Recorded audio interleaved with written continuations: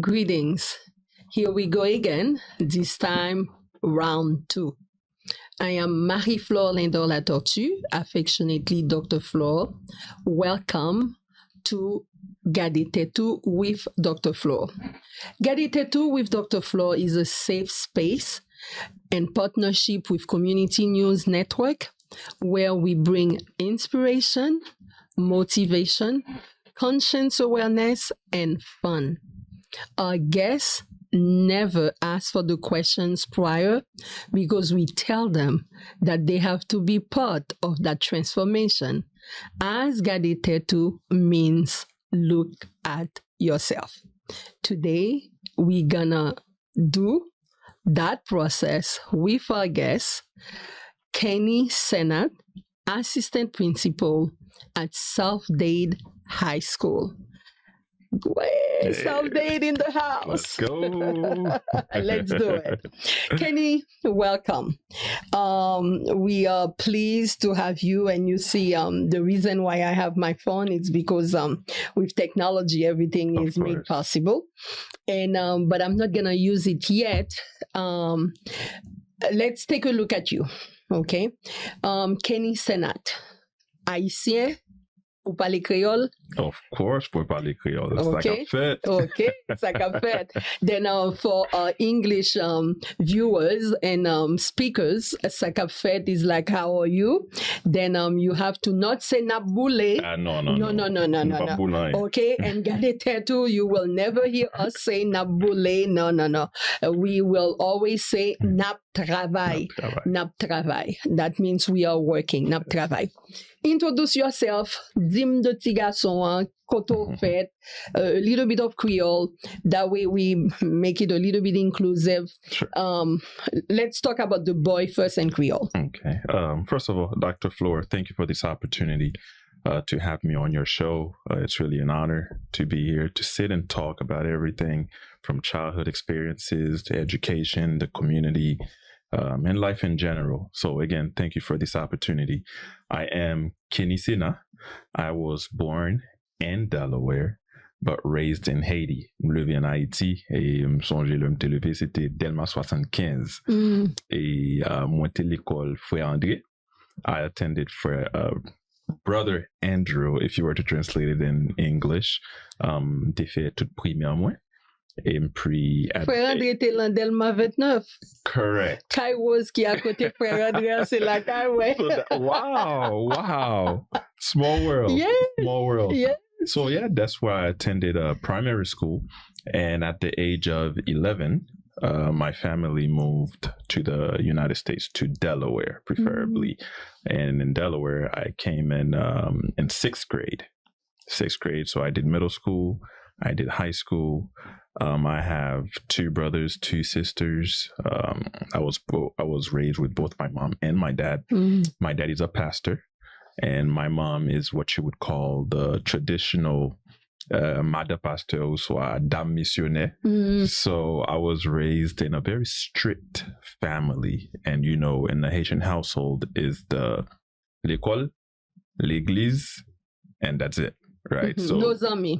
Barely. Okay. Then, you know, when I tell people Gade Tet Ou, Right. and I encourage you to buy the book in Amazon, then here's a guest that is describing his upbringing as a traditional boy. Then once from a traditional family of a mother, father, and 2 things: school, church. School, church. Yeah. I even asked him if he had any friends. You saw his reaction. And if you and Gade Tet Ou, you will see as well that similarity. Yes. Then we will not have no sleepover. In our culture. Oh, that's non-negotiable. And I raised my kids the same way. They felt that I was outdated. But I don't care. Something that at least culturally and that Community News Network is allowing us to do. It's to show as the chairman is said and it's his interview amplifying our voice, but also amplifying our values and our culture. Of course. Yes. Okay, then a very traditional boy. I see you came with your tie here. You okay? Well presented. That's the way Thank we you. were raised. Yes, of course. Yeah. C'était un bagage qui toujours été avec moi pour jusqu'à présent. Et depuis n'a sorti, et chemise moi sur maillot supposé en de pantalon. And that stays with me. And although I'm trying not to impose that on my own son, but it's extremely hard because my wife sometimes would tell me, no, buy it, but it's those values that made me who I am. And believe it or not, they're so important nowadays, right? They don't wear belts now. That's where I'm going, right? Yes. So nowadays, again, with all due respect to other cultures, but you know, the traditional Haitian boy growing up, you know, maillot, chemise, ou apan dan pantalon, ou ap gen ceinture, pantalon ap nan ceinture. And again, for some reason, that stayed with me because it was ingrained inside of my head, right? Okay. So I feel your pain. And now I have two young men. yeah. Then the one that is 23, shop. Good. But shop now does not mean belt. Shop means, okay, he will cover up and have something nice on top for mom to not see that the saggy pants is there, and they call it fashionable. And the shoes also, no socks. Oh, Lord. You know, then we don't need to worry. We will not have no high blood pressure on that area. My God. Yeah. Okay, then education is your passion, and from the boy, traditional family to a professional. Yes. Tell us your journey and what are you doing? Of course. Well, one thing that I'm never ashamed to say that, you know, when I first came, I had to take ESOL classes. Right. So transitioning to another language is not the easiest thing to do. And that's why I tip my hat off to people who speak multiple languages. So I struggled at the very beginning, you know, in middle school. I remember sitting in classrooms and again, being from Delaware, there were maybe 2-3 Haitians, barely any Hispanics, because who lives in Delaware, first of all? So that adaptation was extremely hard. So I had classes, I didn't have any ESOL classes. You had family members who welcome your parents there? Correct. Ah. Correct. But that's a whole different story. Okay. But in Delaware, I didn't have any ESOL classes because we didn't have the large Haitian community for that. So pretty much I was technically self-taught. Right. So I was learning English on my own, but we know as Haitians, our parents instill within us hard work ethic. So I tried my best. I learned English and then moved on to high school, you know, continue to grow and develop. And then from high school, I applied to schools in Florida. I was accepted at Florida Memorial University, where I earned my bachelor's in elementary education, as well as a master's in social studies education, which is history education. And now I have a specialist in educational leadership.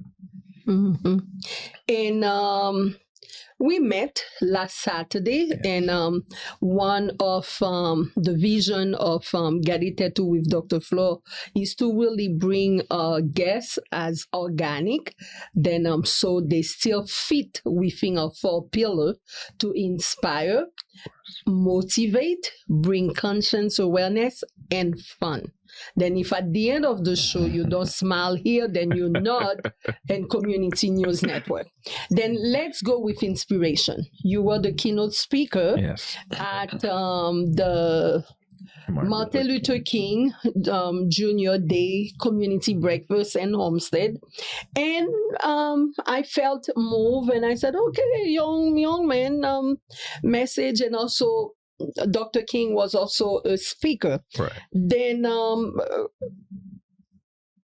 for anyone watching, Martin Luther King Day is a federal holiday in the United States.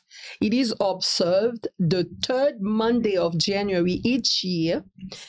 King was the chief spokesperson for nonviolence activism in the civil rights movement, which protested legalized racial discrimination in federal, state law, and civil society. How can you relate, and why are we still celebrating this man? Wow. First of all, Martin Luther King legacy will live on forever. I think those kind of men like Martin Luther King, Nelson Mandela, Malcolm X, those personalities are once in a generation. Because of the amount of work of their legacy that they have established, you don't find these often. So Martin Luther King's legacy, once again, that's something that's going to last for a generation. And for what he stood for, if we were to imagine life in the 1950s, imagine life in the 1960s, compared to how we're living, and for Martin Luther King to have the audacity, to have the fortitude to stand up and never failed, regardless of the amount of pressure, political pressure, social pressure. And he stood firm on what he believed. And it's thanks to this legacy that us, even Haitians, even other immigrants, have that opportunity to stand and speak, to be ourselves, to unify ourselves with other cultures, with the Black Americans, African Americans, to come together as one, is all thanks to the legacy of Dr. King. So celebrating that, again, it's a responsibility and also an obligation for us to do. Then we celebrate his birth. Correct. Okay. Then I want people to be mindful that third Monday of January, we celebrate his birth, not his death. Of Then course, yes. Wish is very powerful. Thanks for the clarification. Okay. Correct. Then it's very important for us to know the different type of activities that takes place. We have breakfast. The meaning for me of breakfast is like we share bread. Correct. And why did you feel that it was important for you to be part of the breakfast as an assistant principal? Because too often that we're so wrapped up in our daily lives and our work. It's not every day you get the opportunity to come with fellow citizens to sit down and break bread in peace, exchange ideas, have formal conversations, have professional conversations within the boundaries of respect. So I think that breakfast allowed us as a community to come together, to unify our voices together, to talk on the basis of what we have in common as African Americans. So that's our safe space to be able to do that, and while enjoying good breakfast, grits that I love, bacon, eggs. So there's nothing better to have good company and good breakfast at the same time. Then we are honoring a leader who fell because his life was taken and left us with hope to stand, as you said.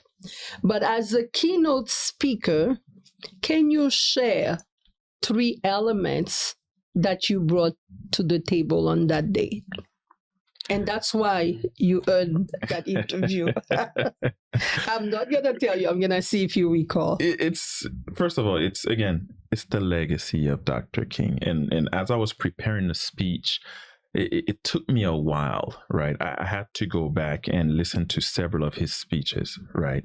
And one of his famous lines that everybody know is on the steps of Lincoln Memorial in 1963, when he said that I have a dream that my 4 little children will one day live in a nation where they will not be judged by the color of their skin, but by the content of their character.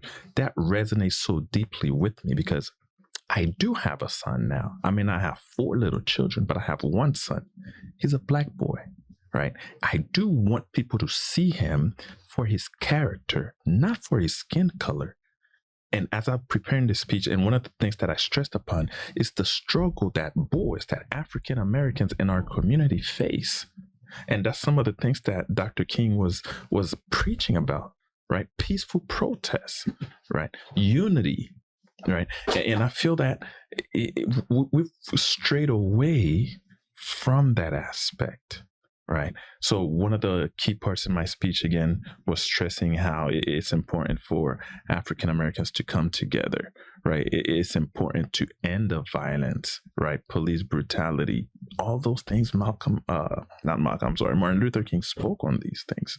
So these are some of the elements that I felt that I try my best to cover, and hopefully I was able to inspire some people through those words. Okay. The spokesman does not remember what he did to earn just sit.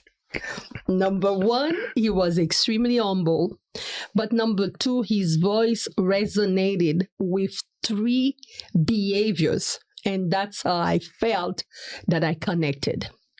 Number one, he said we need to I always teach ABCs. people with the ABCs. I'm an ABC teacher. You need to what? Appear. That means if I give you an appointment for you to be on my show, Yes. if it's not the lottery that you win or something really major that happens, you need to show up. Of course. Some people speak more than they show up. That's true. And Dr. King always showed up. That is correct. And it's very important that you mentioned that, because in a speech, everybody will find their own little snippet, right? So for some people, it could be the very opening line. For some people, that from the positive feedback that I've gotten is the ABCs. And I'm a teacher at heart. I always try to find an easy way for my students to retain a lecture or to retain a lesson. Even when I'm doing lessons with my son, I always try to find a way to break it down. And that's how I was inspired to. I asked myself, how can I allow the people to connect with what I'm saying? Then to your students watching you. Of course. And this interview will stay forever. Yes. Attendance is key. Yes. Attendance contributes to any one achievement. Of course. The A and the A. Yes. And what was your B, sir? B was believe. Yes. Yes. You.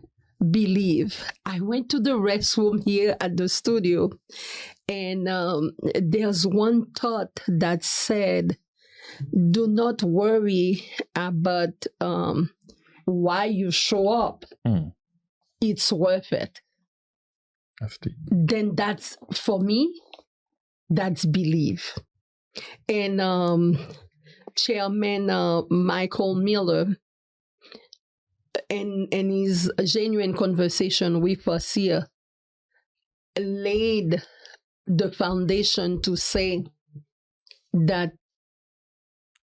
he knew what he wanted. He believed that he wanted to be the owner of this station. Wow. He went through nursing. That was not his calling. But he believed that he was going to be the owner. Then we believe in South-Dade Senior High. Of course. We want to do a shout out to them. Yes. And I let you do the shout out to your principal. How many principals will let their assistant principal just be there on the week? Yes. On the week of Dr. King. And just, it's still inspiration, it's still motivation, it's still work, it's still education. Of course. And you're doing it. Again, yes, definitely want to give a huge kudos to my principal, Mr. Jonathan Britton, the principal of South-Dade Senior High School. He was very instrumental in me being here, for allowing me to leave the building.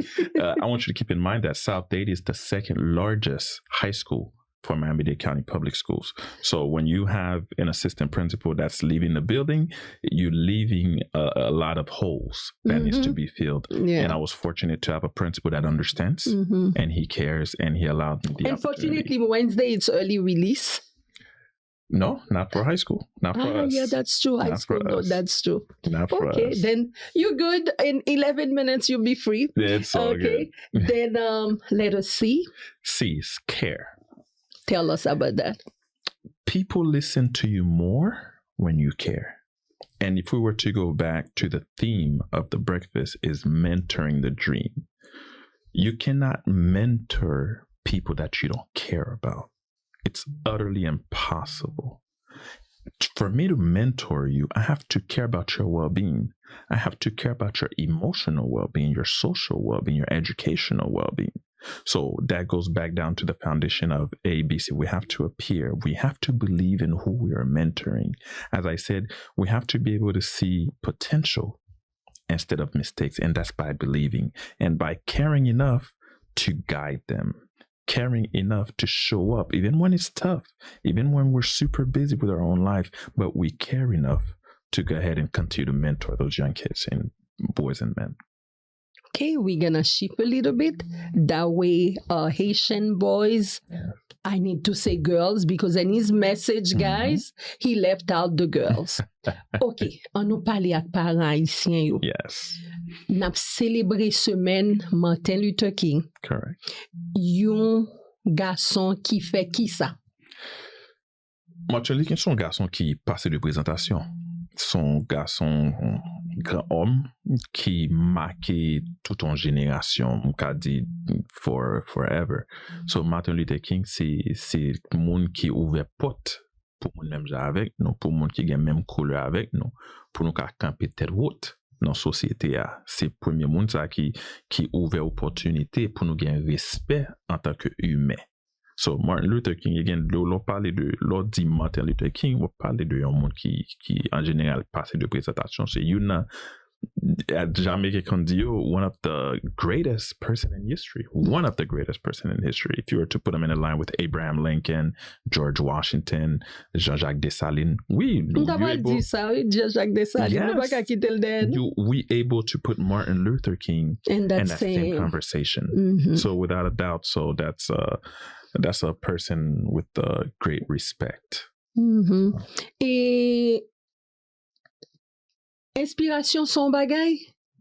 Martin Luther King inspire nous, mais qui ça qui motive ou même? Wow. Qui jan pou parler ak jen kap gado yo, pou yo pa confondre inspiration ak motivation? Inspiration is natural in a sense. But motivation, you have to work yourself up for that. But so patap Gade Tet Ou, okay. So it's easy. You could have a job, but sometimes you need that motivation. You need to force yourself. You need to be able to push yourself to wake up, to go ahead and do it, even when it's tough. Because a lot of people sometimes, they're inspired. We can be inspired. I could see this beautiful painting and be inspired by it. You can also come to the studio. Correct. And do not believe and give me a shady interview. Correct. But if you care, there is no way that you will not leave an impact. Correct. So that motivation is something that you have to work at. Like I said, I can be inspired by this painting, but do I have the motivation now to take the time and paint my own painting? I can be the best musician ever, but do I have the motivation to practice my craft? Right? So anybody could be inspired by anything, but motivation is something you have to work for. It's something that you have to wake up every day and set your mind for it, motivate yourself. So I think for our young generation, you know, they could find inspiration. I don't think we have a lack of inspiration. Exactly. The examples have been set for us. We have too many of them. You know, if we study history, you know, Jean-Jacques Dessalines, Malcolm X, Nelson Mandela, these are my heroes. That's why I keep repeating them. But the motivation now is you.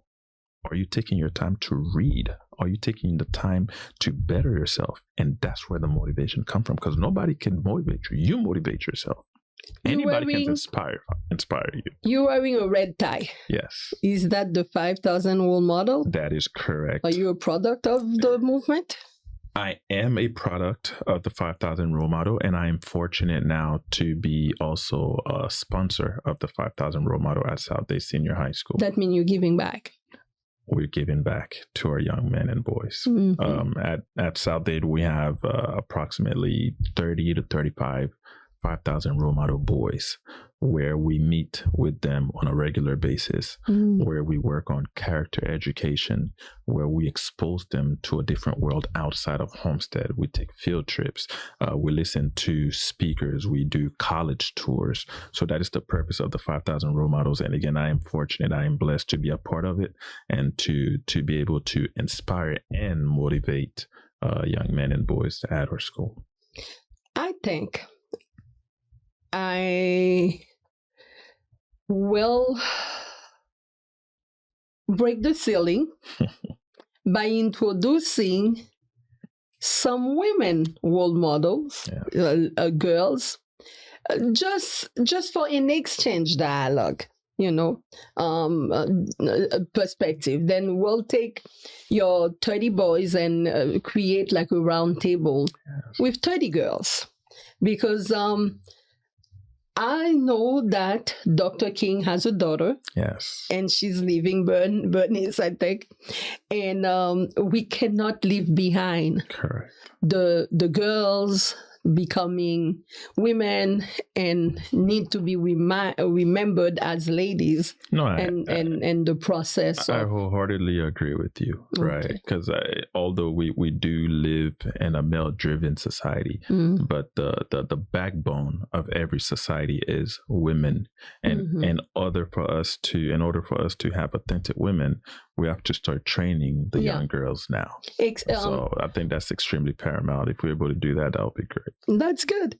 Then we'll come back in about a year and see what we have accomplished. At least if we do 2 exchange where we put 30 boys from South Dade Senior High with 30 girls from ADAP, then we'll see what happens. And we don't have closing remarks on this show because we feel like we always have to leave the door crack, the window. That way, if the door is closed, but you will always think that you can see me through the windows of Community News Network. What is your inspiration today for the viewers and listeners? I have plenty, as a matter of fact. My dad is an inspiration. My mother is an inspiration. And now that I have a son, he's my inspiration. And I'm sure you probably can relate. When you move a family to the United States, it takes a lot of fortitude, both mental and physical, because majority of the time our parents, they don't benefit what we're benefiting now. We had to climb on their backs. They had to do 2 jobs. They had to do the craziest, the dirtiest of jobs to make us who we are today. So watching my mom and my dad today, that's my inspiration. That if they were able to drop everything that they had in Haiti, motherland, to come here to create this life for us, me as an assistant principal at the second largest high school in Miami-Dade County, that's inspiration for my mom and my dad. How long you've been in the school? In the South Dade? This is my 2nd year as an assistant principal. So that's an inspiration that hard work pays off, right? You can accomplish anything as long as you put your mind into it. You just got to stay focused. And my son is also my inspiration because I can see those same values, those same principles that was instilled in me early on that made me who I am today. And I can see that I'm starting to drop those seeds in my son. And little by little, I see he's taking them on, although he's relatively young, but it starts at that age and you're able to see that seed grow little by little. So these are my inspiration. And again, Dr. Flore, I could not thank you enough for this opportunity to sit and, talk about anything and everything. Hopefully this is not my last time. Oh, no. There's no closing remarks. You just have your inspiration, and we have a project to work on exchange with 30 boys and 30 girls. Yes. Then on this, we only say thank you, and we'll put you on pause. And for our viewers and listeners, Thank you for making Gade Tet Ou with Dr. Flore a safe space of inclusion, of cultural diversity, where we ask you to always look at yourself and always tune in because we bring you inspiration, motivation, conscience awareness, and fun. Until then, Gade Tet Ou.